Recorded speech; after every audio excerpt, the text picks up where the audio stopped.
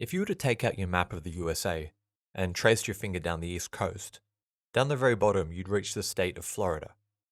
Outside the main Florida State University campus, there's a striking 31-foot, 9-meter tall statue. The statue shows a man on horseback. The horse is rearing up on its hind legs, and the man raises a feathered spear above his head as if yelling. The imposing statue has just a single word printed on its base: Unconquered. The statue, built in 2003, shows Osceola, a Native American who fought against the United States Army that came to take his land and tried to force his people to migrate. But so what, right? How many Native American tribes had a similar story? How many Native American tribes resisted the USA and fought to keep their lands? Lots, sure. But how many kept their land as a result of those wars, though? How many beat the United States and to this day still reside on that same ancestral land? Not many, but Osceola's tribe, the Seminoles, did. To give you an idea of just how hard these guys were, we just need to look at their name. Seminole is derived from a Spanish word meaning the wild ones. And the wars with these wild ones would be the most expensive of all native conflicts in the history of the United States. These guys would bleed the USA dry in a conflict that would span 40 years, 7 presidents, and around $1 billion in today's money. Over the next few episodes, I'll be taking you through the history of the Seminole tribe, through the eyes of 3 different leaders. First up, Osceola, the most famous of all Seminoles.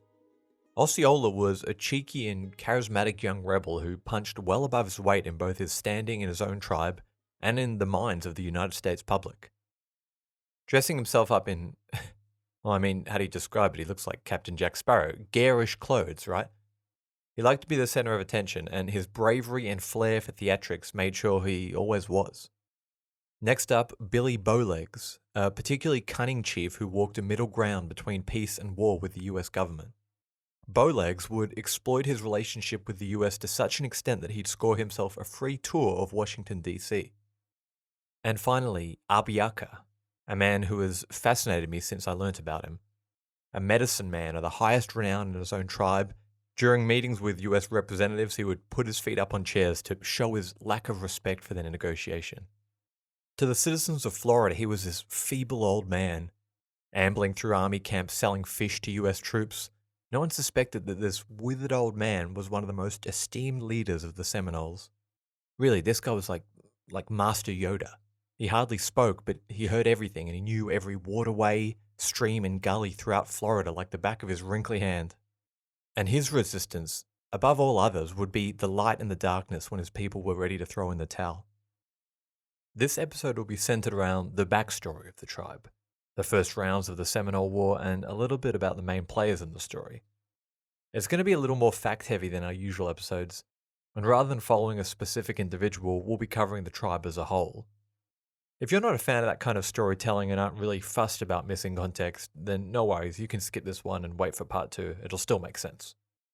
My name's Elliot Gates, and you're listening to the Anthology of Heroes podcast. For any first-time listeners, welcome to the podcast. In this show, I share stories of heroism and defiance from across the ages. And this is the Unconquered Seminoles, Part 1, The Wild Ones.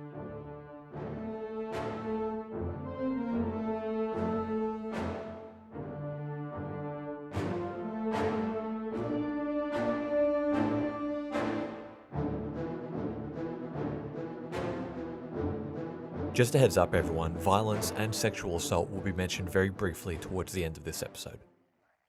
Florida is a land of twisting swamps, drooping cypress trees, and endless waterways. Almost 20% of its land is taken up by water, one of the highest water-to-land ratios in any US state. With alligators, snakes, and even panthers prowling around the banks of the river, it's not a place you'd want to get lost in.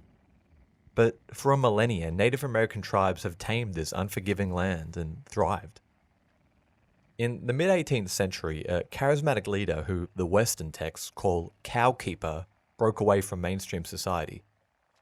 Cowkeeper was the chief of the Hitchiti people, a now extinct Native American tribe from the modern state of Georgia. And he felt that things in his land had become too crowded. Too many tribes bordered his own. It was time to stretch his wings and venture into the unknown. Thanks to all the cattle he owned, the man was of high status within the community, and so he had a good following of people who accompanied him into his voluntary exile. Those that left would go on to be known as Seminoles, which is probably derived from the Spanish word cimarron, meaning the wild ones or the ones that broke away.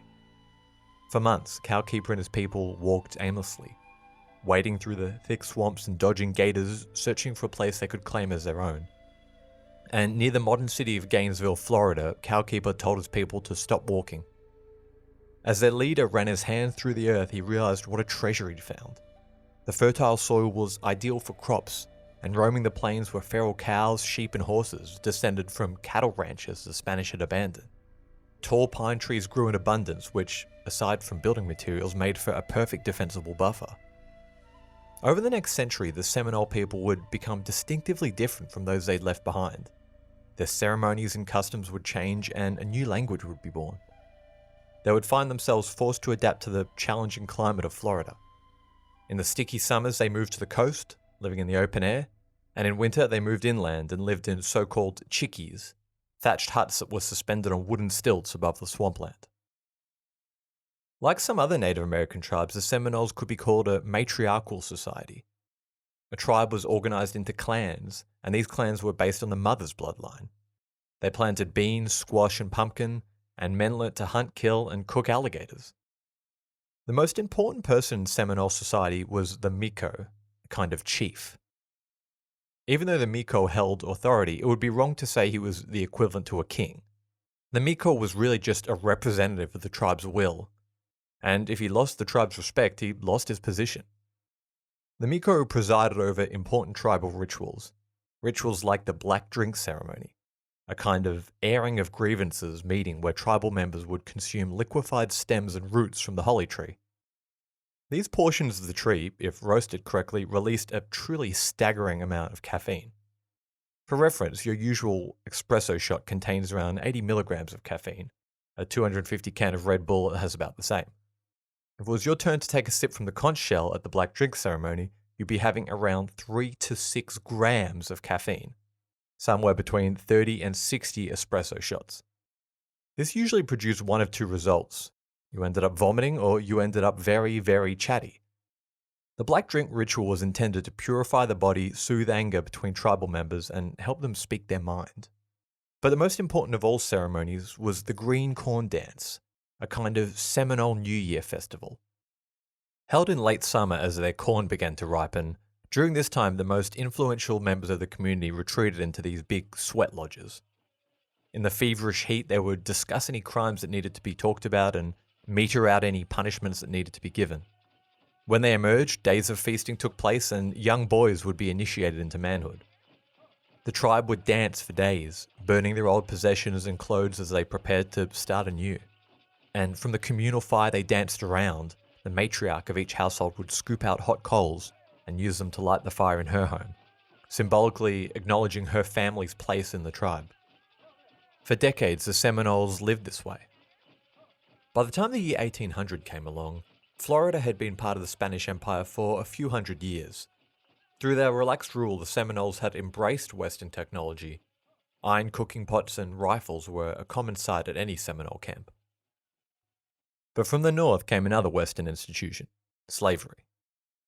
To the north of Florida was the state of Georgia, which was home to somewhere around 60,000 enslaved people, most of them from West Africa. Now, the Seminoles also practiced slavery, but it wasn't slavery split along racial lines. The idea that the white race was superior and that lesser, and I put that in quotation, races should serve them was comparatively new. Cotton had recently become the wonder fabric in Europe, and Georgia, with its endless plantations, was making bank on the backs of anyone that had a little extra melatonin in their skin. Generations of men, women, and children lived and died at the whim of a man whose only difference to them was his skin color. It was backbreaking work even at the best of times, which, understandably, led to many runaways who fled south into Seminole territory. There they found a much more accepting society.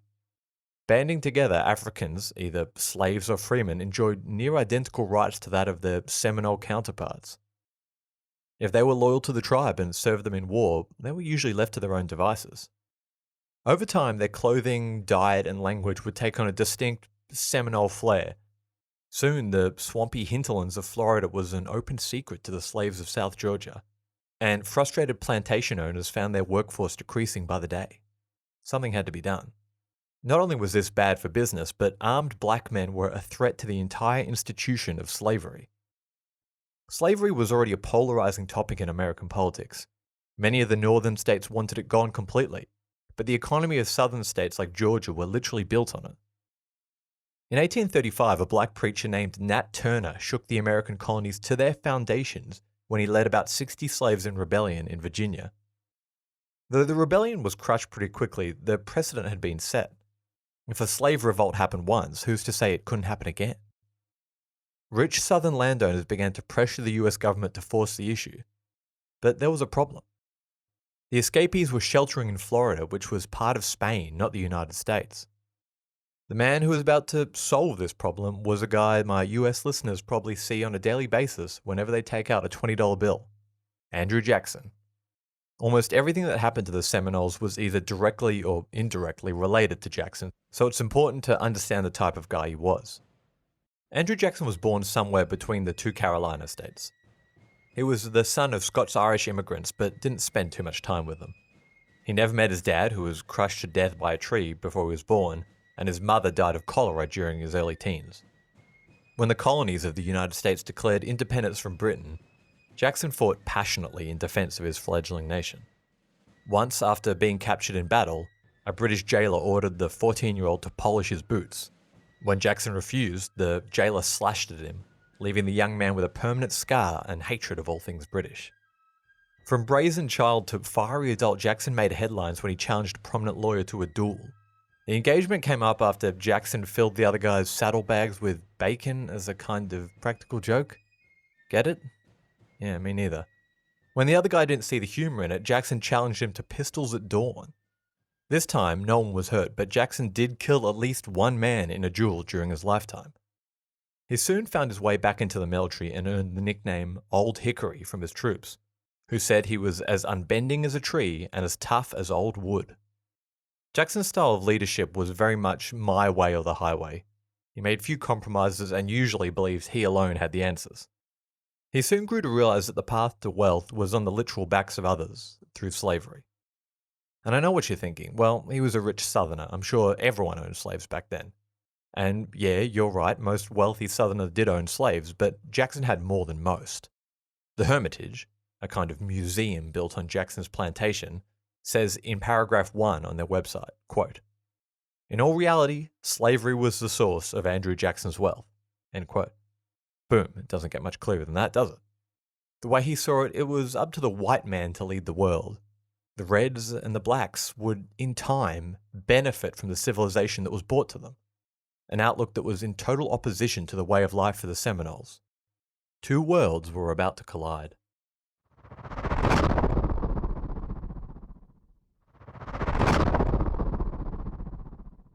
The year is 815.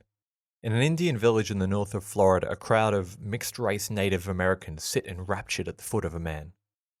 The man's name was Peter McQueen, a kind of chief and prophet of the Creek people.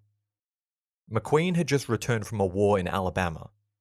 The war was known as the Red Stick War due to the color that the natives painted their clubs, and it had been a loss for the Creek people.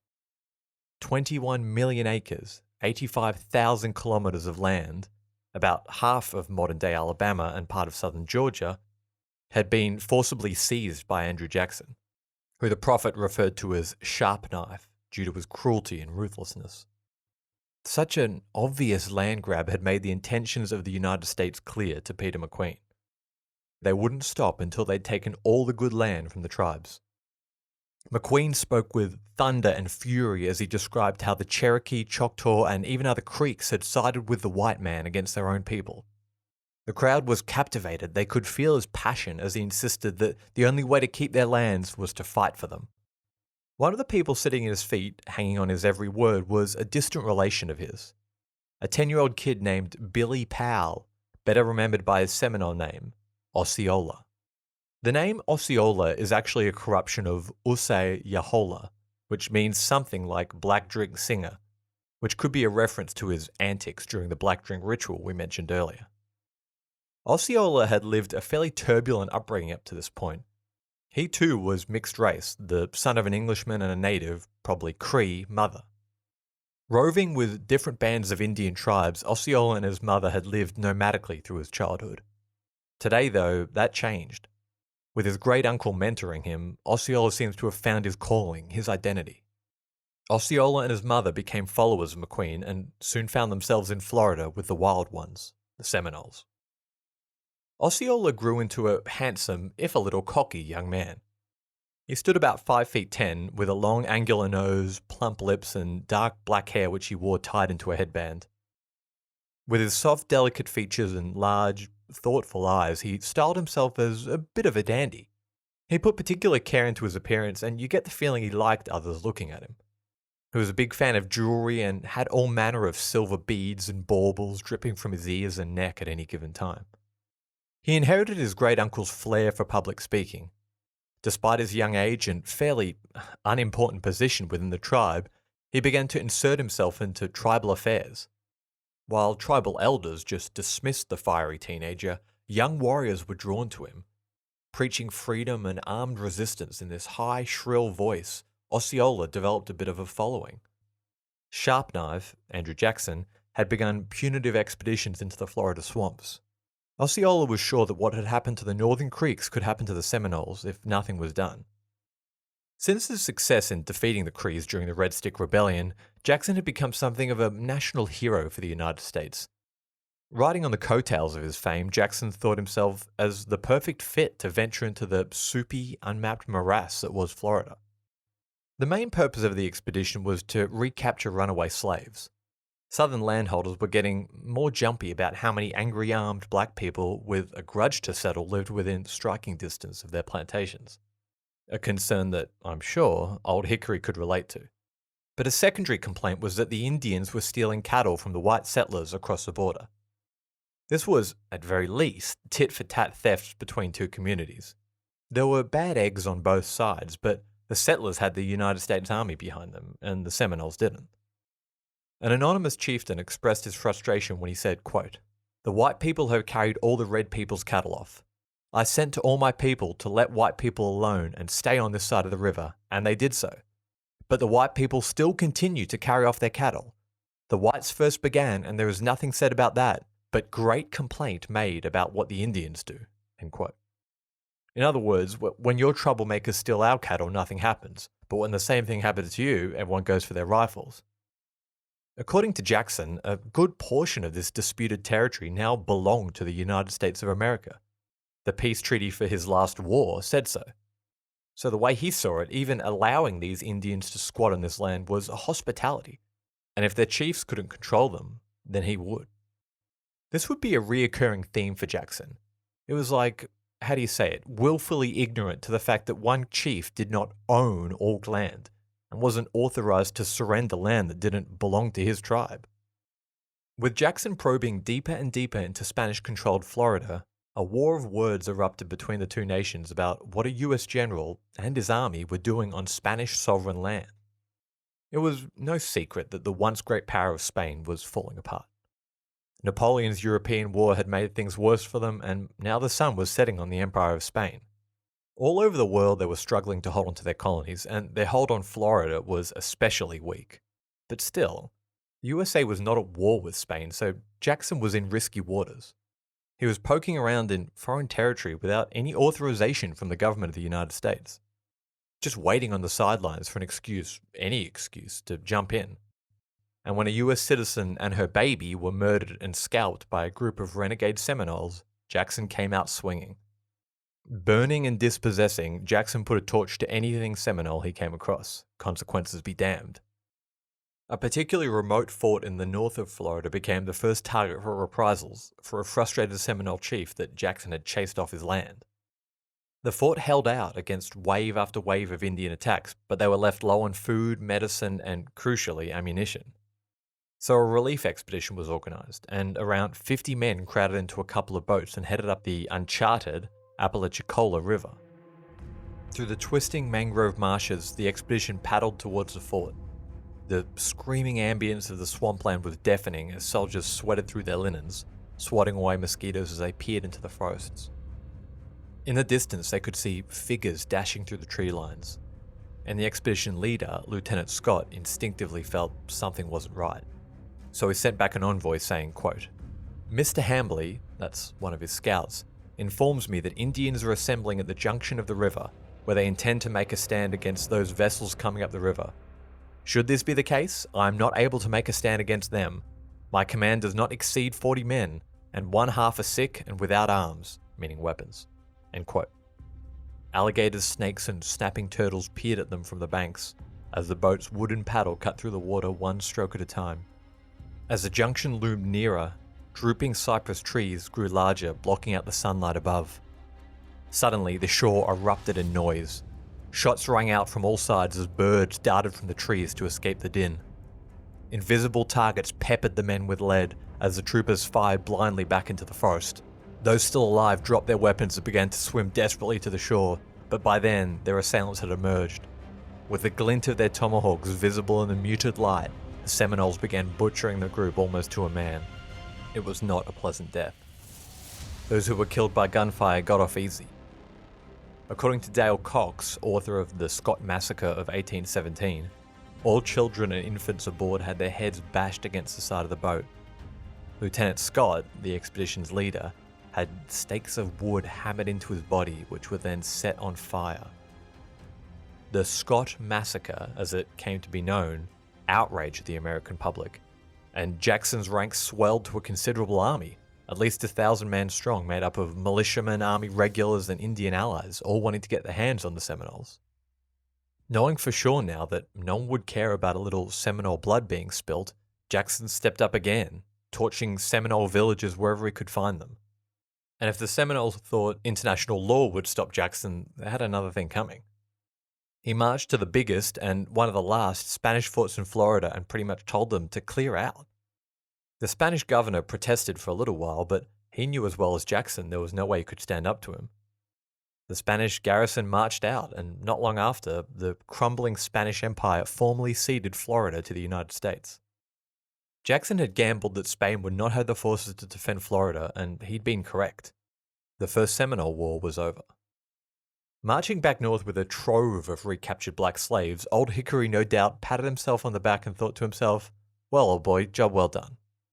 He'd cowed these Indians like he'd cowed others, and he'd conquered new territory for his country. Can't get much better than that, can you?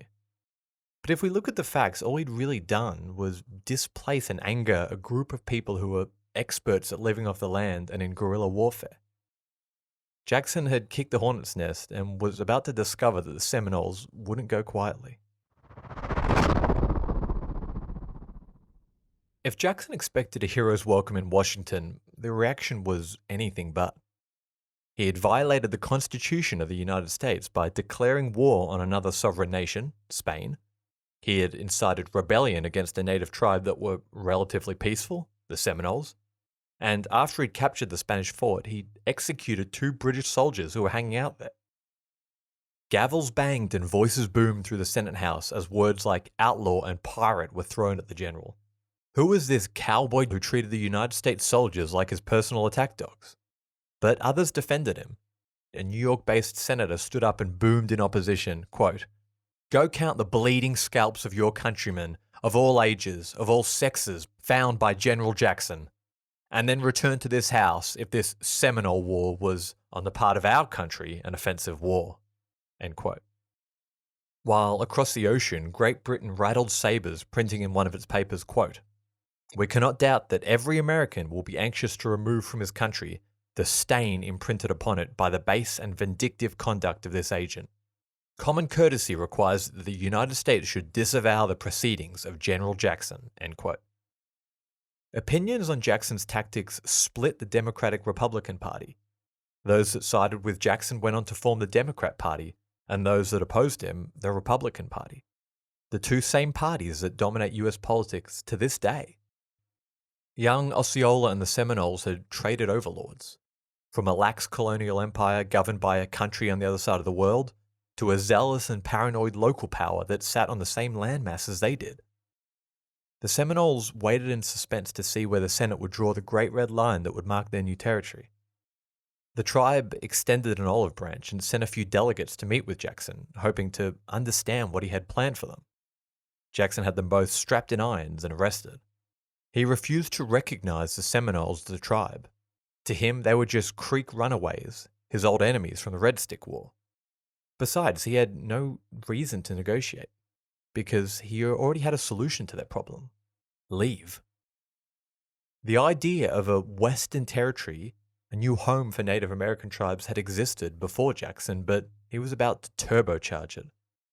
The prevailing idea about most, well, all Native American peoples at this time was something like the noble savage. When a Bostonian merchant unrolled his paper and sipped his morning coffee, he read about these fascinating exotic figures living in a way that American society perceived as very primitive. The Indian danced, he sang, he grew corn and maize and talked with the spirits, and for that he was respected. A kind of stock figure from a time gone by, uncorrupted by the modern way of life.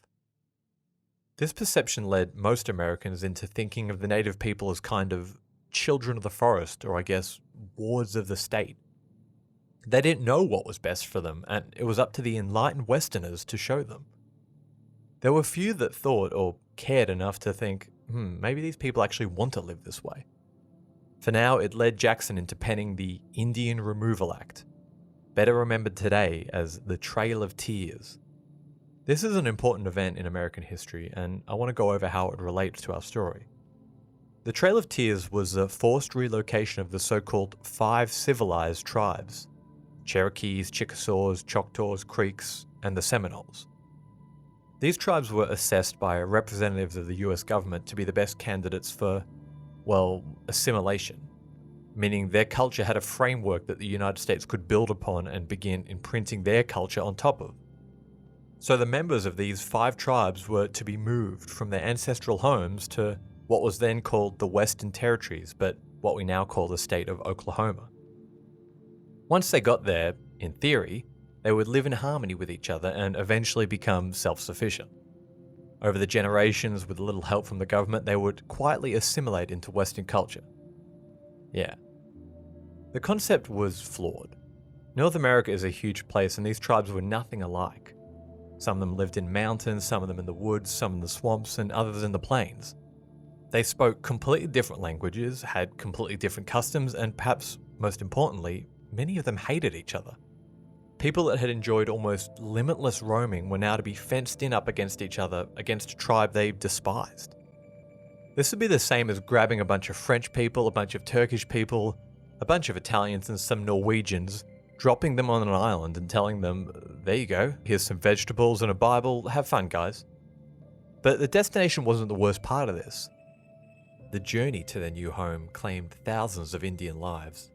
You were really at the mercy of a local governor or town official, because it was up to them to ensure you and your family had enough provisions for the journey. Individuals, families, sometimes whole communities were loaded up into a wagon or two and told to get going with nothing but a guide and a few armed thugs to see them through safely. With no comprehension of English, no knowledge of your destination, people like this suffered the most. Groups of hundreds of Indians trudged over thousands of kilometers, crisscrossing the dense countryside. They brought with them their family, including their kids or elderly relatives, maybe a few skinny heads of cattle, whatever they'd been allowed to scoop up before they were seized. The deaths of some of these groups were deliberate. Others were the result of neglect or corruption. The US government did generally provide supplies, but with each hand that the goods were passed through, food was stolen, provisions were swapped for cheaper alternatives, and medicine was sold off for profit. In the end, what reached the Indians could be 10 sacks of grain when their group was estimated to need, 50 or something. There was just not enough planning or care put into a migration of this scale. There's a stack of first-hand accounts of this ordeal, and some of them are really heartbreaking. I'll just read one. This is an account of George Harkins, a chief of the Choctaw people, one of the first tribes to be forcibly relocated. George was a practiced lawyer. He'd studied European law to ensure his people weren't taken advantage of, specifically to stop something like this. And after he'd exhausted every legal appeal he knew, he left voluntarily with his tribe. This is an extract from his letter, Farewell to the American People. It goes like this, quote, "We go forth sorrowful, knowing that wrong has been done. Will you extend to us your sympathizing regards until all traces of disagreeable opposition are obliterated? And then we again shall have confidence in the professions of our white brethren. Here is the land of our progenitors, and here are their bones. They left them as a sacred deposit, and we have been compelled to venerate its trust. They are dear to us, yet we cannot stay. My people are dear to me. With them I must go. Could I stay and forget them, and leave them to struggle alone, unaided, unfriended, and forgotten by our great father? I should then be unworthy of the name of a Choctaw and a disgrace to my blood. I must go with them. My destiny is cast among the Choctaw people. If they suffer, so will I. If they prosper, then I will rejoice. Let me ask again to regard us with feelings of kindness." End quote. These people hadn't done anything wrong. They weren't squatters. Up until a few years back, this was their land. They had songs and stories about the lakes and mountains that were formed around them. They'd lived in the same place since time immemorial. When all was said and done, one source says that the death toll for Georgia's people, the Choctaw, was between 2,500 and 6,000 people, up to 1/3 of the tribe. This was the fate that awaited any Seminole who took Jackson up on his offer. But the swamps of Florida were dark and treacherous, and a young upstart named Osceola was about to show Old Hickory that his people would not go quietly. The burgeoning United States was about to start the most expensive Native American war in its history, and the only one it would never win. And that is where we leave it today, guys. We'll be back in 2 weeks as things really heat up down in Florida. Shout out again to the Anthology of Heroes patron team, Phil, Angus, Claudia, Malcolm, Alex, Seth, and Tom. And if you haven't already, you should sign up for our mailing list. If you do that, then I can let you know exactly when our new episode drops. This has been Anthology of Heroes. Thanks for tuning in.